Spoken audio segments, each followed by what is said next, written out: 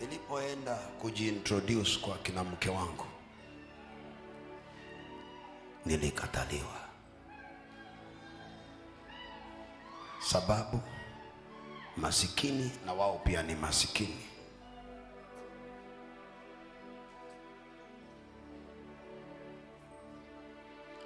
Wakati wa harusi mama na baba wakuja. Mke wangu alipeanwa kwangu na ndugu yake. Wakati ambapo hakuna mzazi anaweza kuja, nilipokea mke wangu kutoka kwa ndugu yake. Sababu unafanya harusi na pete ya shilingi 15. Nguo ya harusi mke wangu amesaidiwa. Nguo ya harusi nimeshonewa na Paul Obunde kutoka Western.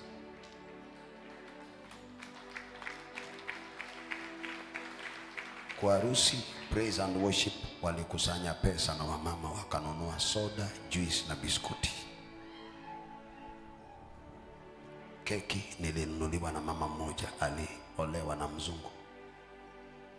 Mbuzi wawili niliopeana Ukambani nilipewa na pasta wangu 10,000. 5,000 zilikuwa nauli.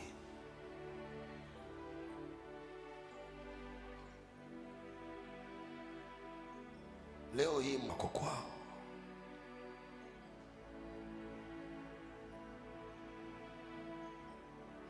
Jana walienda kununulia mtu dawa kwa pharmacy.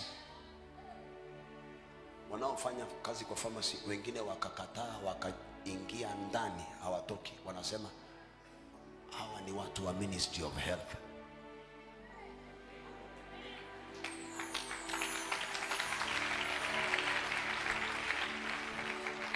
Ni kama hiyo haitoshi,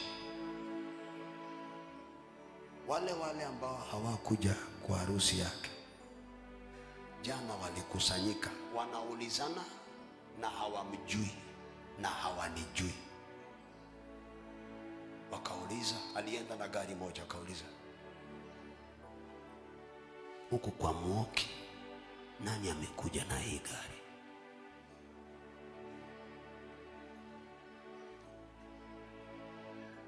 Wakaambiwa yule ambaye